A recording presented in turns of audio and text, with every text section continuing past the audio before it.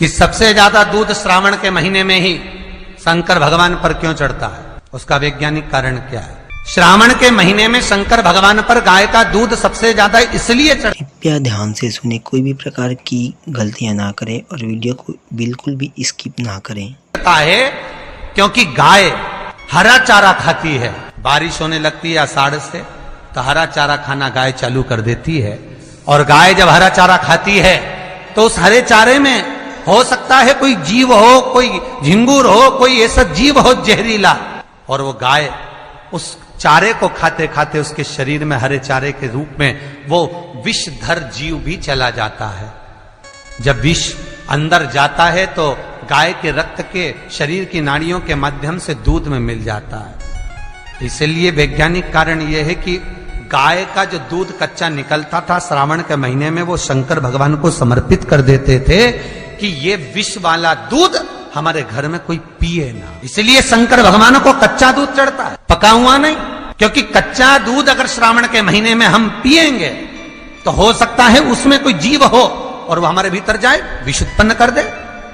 इसलिए श्रावण में पका हुआ दूध गर्म कर कर उसको पिया जाता है, पर शंकर भगवान को कच्चा समर्पित किया। विषधर को विष ही धारण हो सकता। शिव की आराधना दक्षिण की ओर से बैठकर उत्तर की ओर करें, पूर्व की ओर से बैठकर पश्चिम की ओर करें, पश्चिम की ओर से बैठकर पूर्व की ओर करें, उत्तर की ओर से बैठकर दक्षिण की ओर करें। शिवलिंग तो चारों तरफ से गोल है, उसका फल क्या क्या? प्रश्न अच्छा है, प्रश्न बहुत अच्छा। पूर्व से पश्चिम की ओर, पश्चिम से पूर्व की ओर। अगर मान लो शिवालय में आप जा रहे हैं, आपका मुख पूर्व की ओर है, आप शंकर जी की आराधना कर रहे हैं, तो वो भाग भगवान शंकर पार्वती जी के साथ स्वीकार करते हैं। आप जो मांग रहे हैं वो मिलेगा, प्राप्त होगा। आपका मुख अगर पश्चिम में आप जाकर बैठ रहे हैं और पूर्व का मुख है तो आपको मिल रहा है, और पूर्व से पश्चिम की ओर यदि आपका मुख है और आप भगवान को कुछ दे रहे हैं तो वहां शंकर पार्वती और गणेश का स्मरण चढ़ाओगे, मिलेगा। उत्तर से दक्षिण की ओर मुख कर कर बैठकर आप शिव की आराधना कर रहे हो, कार्तिकेय, गणेश, पार्वती, शिव को प्राप्त कर रहे हो। आपका दिया गया भाग पितरों को भी प्राप्त होता है।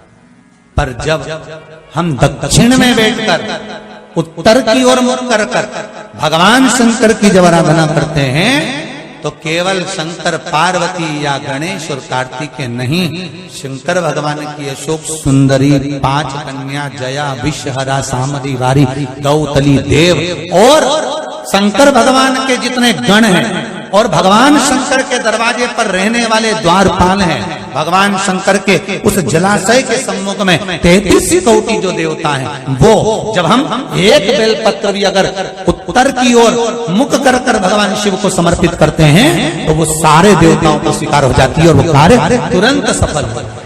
दक्षिण की ओर, दक्षिण में भगत बैठता है, उत्तर की ओर जलाधारी रहती है। महाराज देखिए कितनी विचित्र लीला है। पंडित जी आपको पूजन करने बिठाएंगे तो कहेंगे पूरा पश्चिम में बैठो, पंडित जी अगर बिठाएंगे तो कहेंगे पूरा पश्चिम में बैठो, पर शंकर का अनुमोदन करने वाला, शिव का स्मरण करने वाला, शंकर की पूजन करने वाला, शंकर को जल चढ़ाने वाला अगर वो पूरब में बैठकर चढ़ा रहा है, पश्चिम में बैठकर चढ़ा रहा है, उत्तर में बैठकर चढ़ा रहा है, उसका फल मात्र 25% है। और शंकर को अगर दक्षिण में बैठकर उत्तर की ओर मुख कर जल चढ़ा रहा है तो उसका पुण्य 1000% है महाराज। उसका पुण्य आनंद में प्राप्त हो जाता है, उसको कम नहीं हो सकता, वो बढ़ उसमें कमता नहीं रहती। एक प्रैक्टिकल करके देखना, छोटा सा प्रैक्टिकल, छोटा सा है। मान लो किसी व्यक्ति को बहुत तेज बुखार आ रहा है, बहुत तेज बुखार, कोई बच्चा है, कोई बड़ा है, उसको बहुत तेज बुखार आ रहा है। अब आज के जमाने में बुखार कोरोना के चक्कर में भी है, वो भी ध्यान रखना हो। पर मान लो किसी व्यक्ति को बुखार बहुत तेज आ रहा है, बच्चा तप भी बहुत रहा है, 1 लोटा पानी महाराज लेकर जाइए, उल्टे हाथ में उस कलश को रखिएगा, सीधे हाथ से उस कलश के ऊपर हाथ रखकर लेकर ऐसे कैसे ही मंदिर में चले जाओ शंकर जी के। दक्षिण की ओर खड़े हो, उत्तर की ओर मुख करो, एक पात्र भी लेकर जाओ, उस पात्र को जहां से पानी गिरता है वहां रख दीजिए और उस पानी को शंकर जी को चढ़ा दीजिए। उस पानी को लेकर जाओ, एक बाल्टी में डाल दो, दूसरा पानी उसमें भर लो, जिस व्यक्ति को बुखार आ रहा है उसको स्नान करा दो। 15 से 20 मिनट के बाद में, 20 मिनट भी जान दो, अगर आपको लगता है कि शरीर ठंडा होगा और आधे घंटे बाद उसको फिर आप टेम्परेचर नापेंगे, बुखार धीरे धीरे समाप्ति की ओर आ जाएगा, बुखार टिकेगा नहीं उसके शरीर। तांबे का लोटा जिसका मुख छोटा हो, गला लोटे का मुख छोटा हो, ऐसे लोटे से जब हम भगवान का अभिषेक या पूजन करते हैं तो उससे बीमारी समाप्त होती है, रोग छिन्न होता है। तांबे के लोटे से शंकर भगवान को दूध चढ़ाना चाहिए, नहीं चढ़ाना चाहिए? शास्त्र कहता है तांबे के लोटे से दूध चढ़ाने से पूत छिन्न होता है, इसलिए तांबे के लोटे से दूध ना चढ़ाएं। अगर दूध चढ़ाना है तो स्टील का पात्र ले लें, चांदी का पात्र ले लें, आदि दूसरे पात्र ले लें, पर तांबे के पात्र से दूध ना चढ़ाएं। फिर तुलसी के गमले में पानी बिना नहाए नहीं डालना चाहिए क्या? वैसे शिव महापुराण में एक बात अच्छी लिखी है और स्कंद पुराण में भी लिखी है कि यदि तुलसी और बेलपत्र, क्या क्या चीज, तुलसी और बेलपत्र बिना नहाए स्पर्श नहीं करना चाहिए। अगर बेलपत्र की पत्तियों को भी तोड़ना है, उतारना है, तुलसी के दल को भी उतारना है तो बिना नहाए ना उतारे। स्नान कर लिया हो तो तुलसी के दल को स्पर्श करें, तुलसी को स्पर्श करें या बेलपत्र को। बेलपत्र का भी स्पर्श बिना स्नान के नहीं किया जाता शिव महापुराण के अनुसार। समझ में आता है? सीधा बेलपत्र और उल्टा बेलपत्र समझ लेना, बहुत अच्छे से समझिएगा। शिव जी के सम्मुख में शंकर भगवान के शिवलिंग पर जब बेलपत्र चढ़ता है तो बेलपत्र का जो सीधा भाग होता है वो शिव जी के शिवलिंग पर होना चाहिए, उल्टा भाग ऊपर होना चाहिए। बहुत ध्यान से समझना हो। जब नंदीश्वर को बेलपत्र चढ़ाते हो, नंदी जो बाहर होता है उसको बेलपत्र चढ़ाते हो तो नंदी को दो जगह बेलपत्र चढ़ती है, आपको ध्यान में होगा। पहली बेलपत्र नंदी को जब चढ़ती है तो नंदी के सामने चढ़ती है, तो उसका बेलपत्री का जो डंडी का मुख है वो नंदी की ओर होता है और बेलपत्री की पत्ती का मुख शंकर जी की ओर होता है। समझ में आ रहा है सबको? डंडी का मुख, जैसे नंदी ऐसे बैठा है तो डंडी का मुख नंदी की ओर होगा, पत्ती का मुख शिव के, और ये सीधी की सीधी नंदी के सामने नीचे रखा जाती है, नंदी के सामने। और एक बेलपत्र जब नंदी के ऊपर चढ़ती है तो डंडी का मुख शिव जी के ऊपर होता है और इस पत्ती का मुख नंदी के सिर पर नंदी की ओर होता है।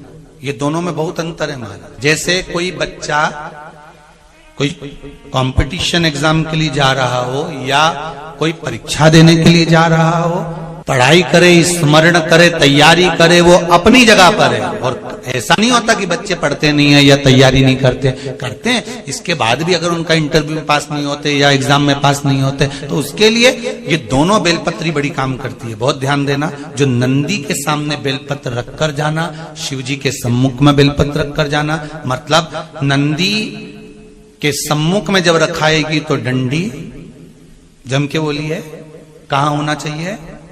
नंदी की ओर, और जब ऊपर रखाएगी तो डंडी शिव की ओर हो। ये दो बेलपत्र रखकर शिव जी का स्मरण कर कर जाएं, कार्य सफलता की ओर बढ़ता है। कोई काम के लिए आप जा रहे हैं तो उसमें सफलता मिल जाती है, उसमें सफलता प्राप्त। शिव जी को बेलपत्र चढ़ा रहे हो, जो चिकना भाग है, सीधा भाग शिव जी के ऊपर, शंकर भगवान के ऊपर। थाली में अगर शिवलिंग का निर्माण कर रहे हो, पार्थिव शिवलिंग का निर्माण कर रहे हो, तो थाली में जब बेलपत्र रखोगे तो सीधी रखोगे, फिर उसके ऊपर शिवलिंग का निर्माण करो। अगर आप निर्माण करते हैं पार्थिव शिवलिंग का और बनाते हैं। अब एक नियम बड़ा विचित्र है, शंकर पर जल चढ़ाने का जो भाव वर्णित किया जाता है कि हम शंकर को मंदिर में जाकर जल चढ़ाते हैं तो खड़े खड़े चढ़ाएं कि बैठ कर चढ़ाएं। बहुत ध्यान देना साहब, शंकर में मंदिर में जाकर हम भगवान शंकर को जल चढ़ाएं तो खड़े होकर चढ़ाएं कि बैठ कर चढ़ाएं।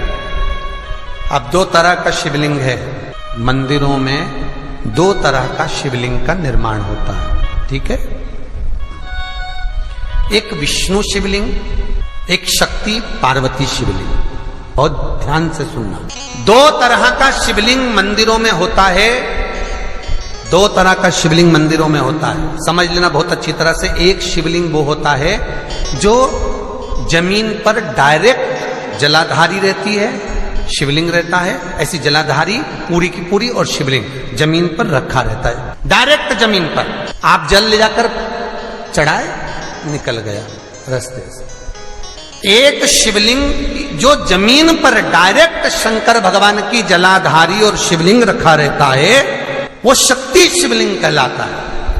माता पार्वती का हस्त कमल उस शिवलिंग के सम्मुख में, और दूसरा शिवलिंग एक डमरू जैसा होता है। एक डायरेक्ट नीचे रखा हुआ शिवलिंग और एक भगवान जो नीचे डमरू जैसी आकृति होती है, इस पे जो डमरू जैसा जो भाग बना होता है ये भगवान विष्णु का हस्त कमल है, और ऊपर का जो भाग है वो भगवान ब्रह्मा का हस्त कमल है।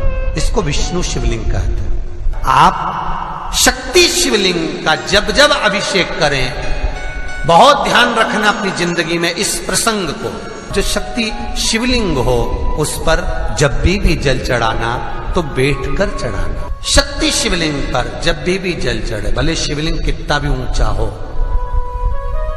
कितना भी ऊंचा हो, तो संगी से चढ़ा दो, पर जल बैठकर चढ़ाए। भले शिवलिंग कितना भी ऊंचा हो, पर अगर भूमि टच है, शिवलिंग अगर भूमि टच है, शक्ति शिवलिंग है, तो भले आधा शिवलिंग नहाए, आधे पर पानी जाए, पर बैठकर ही स्नान कराया जाता है।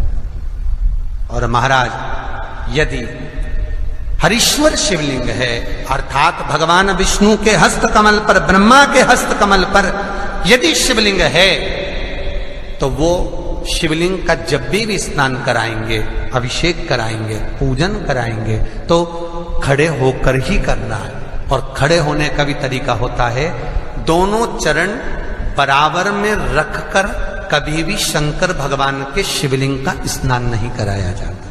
दोनों चरण बराबर रखकर, अगर हरीश्वर शिवलिंग है, किसी मंदिर में शंकर को जल चढ़ाने के लिए आप गए हो और शंकर को जल चढ़ा रहे हो, तो हरीश्वर अगर शिवलिंग है तो दोनों पांव बराबर रखकर नहीं, एक सीधा चरण थोड़ा सा आगे रखिए और उल्टा चरण थोड़ा सा पीछे रखकर भगवान शंकर का जलाभिषेक करने पर लक्ष्मी जैसे अपने चरण रहते हैं, भगवान शंकर उसी तरह से लक्ष्मी को दौड़ाते हुए अपने घर में प्रवेश कराते हैं। ऐसे ही नए नए जानकारियाँ और नए नए उपायों के लिए हमारे चैनल को सब्सक्राइब कीजिए। मिलते हैं अगले वीडियो में। श्री शिवाय नमस्तुभ्यम।